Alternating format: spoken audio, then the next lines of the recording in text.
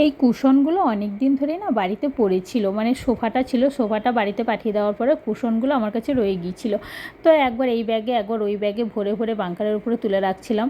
তো কি করব, মানে জায়গা জোড়া হয়েছিল, তাই ভাবলাম এই তুলোগুলো বের করে করে বালিশ বানিয়ে দিই। কমসে কম বালিশ বানিয়ে দিলে তো মানুষজন এলে নিজেরা মাথায় দিয়ে শুতে পারবো।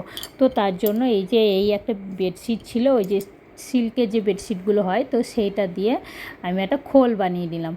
তো দুই সাইড সেলাই করেছি করে ভালো করে খোলটা করে নিয়ে এবার এই তুলোগুলো যেহেতু চেপে বসে গিয়েছে, অনেকটা তুলো আছে, তো তারপরে এগুলো হাত দিয়ে দিয়ে ঝেড়ে ঝেড়ে, মানে যেরকম করে আর কি, যারা বালিশ বানায় সেরকম করে আর কি, সেরকম করে করে চেপে চেপে চেপে চেপে ভালো করে হাত দিয়ে প্রথমে তুলোগুলোকে হাত দিয়ে ছিঁড়ে ছিঁড়ে একটু ফুলিয়ে নিলাম, তারপরে সুন্দর করে ভরে দিলাম।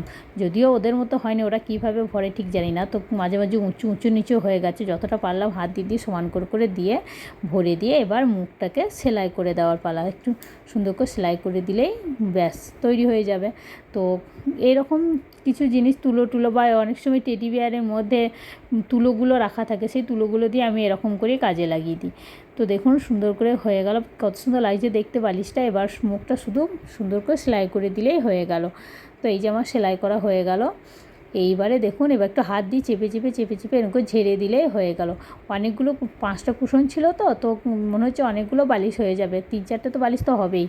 তো দেখুন এবার আমি ভেবেছিলাম যে এক একটা এতে 2টো করে লাগবে, তো তারপরে দেখছি না, 2টোতে মানে অনেক বেশি হয়ে যাচ্ছে, বেশি উঁচু হয়ে গেলে বালিশ আবার ঘাড়ে লাগে, মাথায় নেওয়া যায় না। তো ওই মানে 1.5খানা কুশনের তুলো দিয়ে একটা করে বালিশ হয়ে যাচ্ছে। তো দেখুন কি সুন্দর বালিশ হয়ে গেল আমার।